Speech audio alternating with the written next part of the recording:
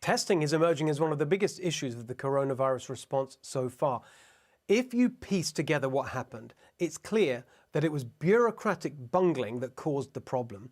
The president, who identified the problem and insisted it was fixed, and the private sector that is now actually fixing it. Here's the timeline. In January, China published the genetic code that would enable a test to be built. Within days, the Germans had built one. The WHO adopted it for worldwide use. The Australians built one too, and that one worked.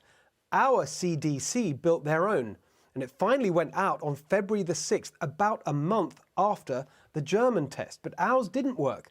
On February the 12th, it was recalled. More time went by. University labs and the private sector were begging to make a test.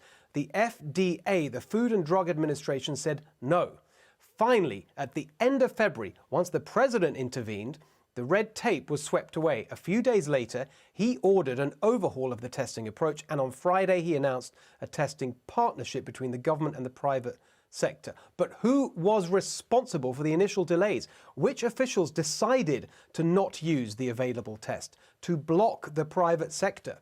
Was it this man, Dr. Hahn, head of the FDA, or this man, Dr. Redfield, head of the CDC, or both of them?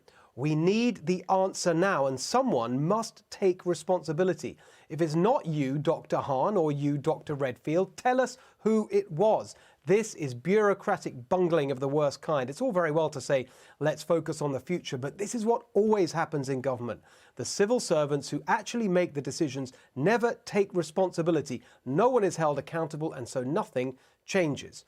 Jenna, what do you make of it? Well, I think that President Trump addressed this very directly when he said that they were taking decisive action, and that the vice president also said today that with the FDA's swift action and unprecedented action, that now there's a high throughput for testing. And I think that we can and should focus on what we're doing with the information that we have as we have it. And so with leadership, the better form of wisdom and discretion is using that and making the best decision that you can with the information and resources that you have at the time available. And so that's what I think President Trump is taking such great and decisive action here in leadership by exercising his wisdom and discretion here by saying, here's what we're going to do. And he's being fully transparent with the American people by holding these almost daily press briefings and giving the information directly to the American people. So I think we do need answers, but I think that even more than that, we need to focus on the future and focus on what the FDA and the CDC are doing at this point in coordination with state and local government. Okay. And of course, President Trump was so brilliant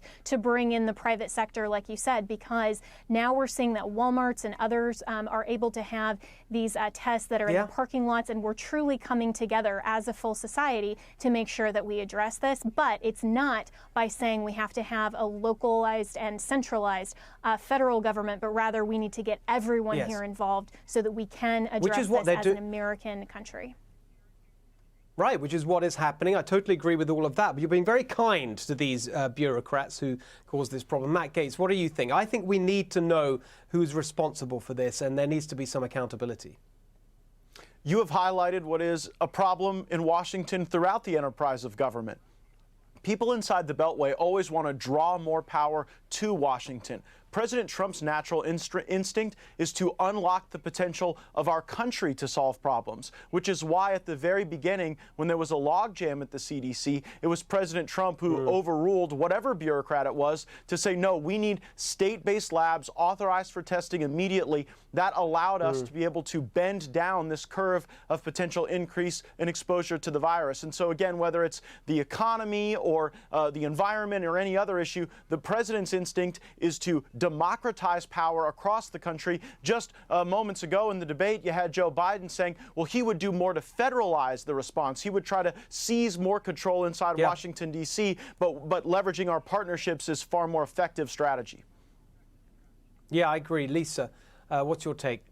Look, I mean, if we're being honest, this is the biggest point of vulnerability for the president, is the fact that we haven't, the slowness in testing. That is an issue for the president. It's important now that they're ramping up the efforts and they're increasing the ability to do testing. That is a concern. And if you listen to people like Dr. Fauci, he said the biggest things that we need to be doing right now are, one, blocking sick people from getting into the country, which we've seen President Trump take action with China as well as Europe and the UK, which he got criticism for with China as well, even from people like Joe Biden, who said it was xenophobic, and instead it was the right move for him to do. Other countries followed suit. So that's important, but also mitigating the spread here in the United States. And in order to do that, we need to know who has it.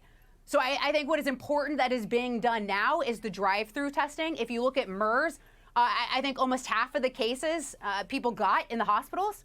So it's important to separate people who are potentially sick with drive-through testing than to put them in hospitals and then get additional people sick who don't have it.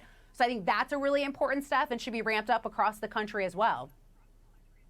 Oh, you see, I couldn't get anyone to bite on my call to name names in the bureaucracy, the people who did this. All right, Redfield. Let's leave it there.